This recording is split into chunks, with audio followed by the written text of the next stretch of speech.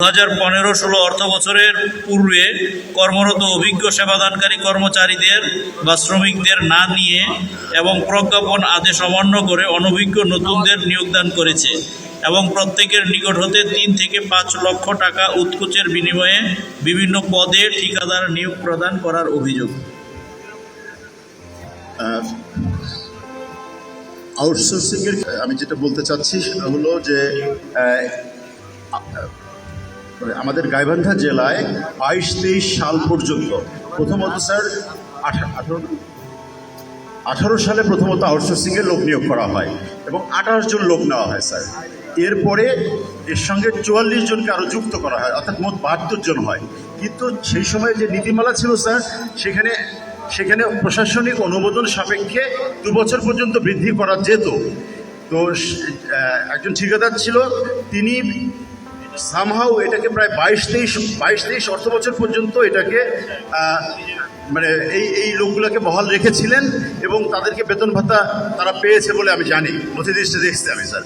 22-23 অর্থ বছরের পরে যেহেতু তিনি প্রশাসনিক অনুমোদন বা নতুন করে কোনো টেন্ডার করতে পারেননি, যে কারণে তৎকালীন সিভিল সার্জন তার এই যে কন্টিনিউশনটা এটাকে বাতিল করে। কত তারিখে হলো এই যে এখানে স্যার একটু বলছেন যে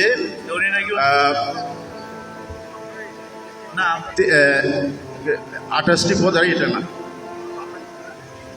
এটা আচ্ছা আমি একটু পড়েই শোনাই স্যার যে 21-22 অর্থ বছরের আউটসোর্সিং জনবল সরবরাহের জন্য 28টি পদের দরপত্র আহ্বান করা হয়।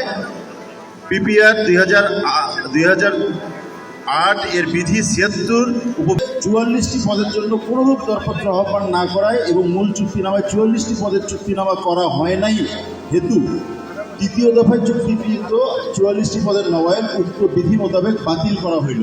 অর্থাৎ স্যার এখানে 28 জনকে কিন্তু চুক্তি মোতাবেক প্রথমত নেওয়া হয়েছিল টেন্ডারের মাধ্যমে, কিন্তু এই 44 জনের কোনো টেন্ডার করা হয়নি।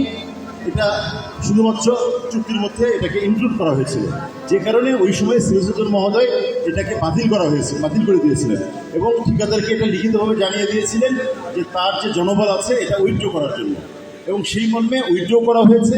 এবং পরবর্তীতে উপজেলা থেকে উপজেলা স্বাস্থ্য কর্মকর্তাগণ এটা প্রত্যয়নও দিয়েছেন এবং যখন এটা ফাঁকা হয়ে গেছে, অর্থাৎ ভ্যাকান্ট হয়ে গেছে, ভ্যাকান্ট হওয়ার সাপেক্ষে কিন্তু স্যার 24-25 অর্থ বছরে আমার আগের যে সিভিল সার্জন ছিলেন তিনি প্রশাসনিক অনুমোদনের জন্য আবেদন করেন।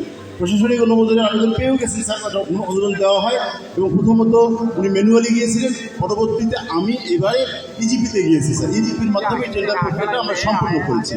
সুতরাং যখন সেটা ভ্যাকান্ট দেখানো না হলে তার প্রশাসনিক অনুমোদন দিতেও না আমাদেরকে, এবং এটা এই ক্ষেত্রে আমাদের উপজেলা স্বাস্থ্য কর্মকর্তাদের কিন্তু প্রত্যয়নও আছে এবং আসলে ছিলও না।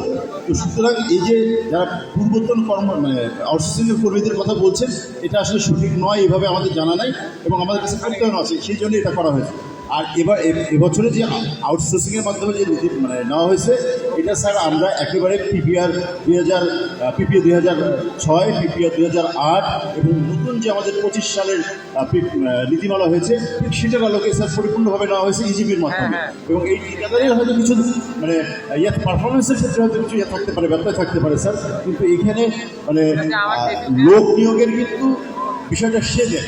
আমরা যেটা করি যে আমাদেরকে তারা লোক সাপ্লাই দিই, জনবল সাপ্লাই দিই। সুতরাং এখানে স্যার আসলে ওই ধরনের আমার সঙ্গে কোনো অনিয়মেরিয়া নাই, সংশ্লিষ্টতা নাই স্যার।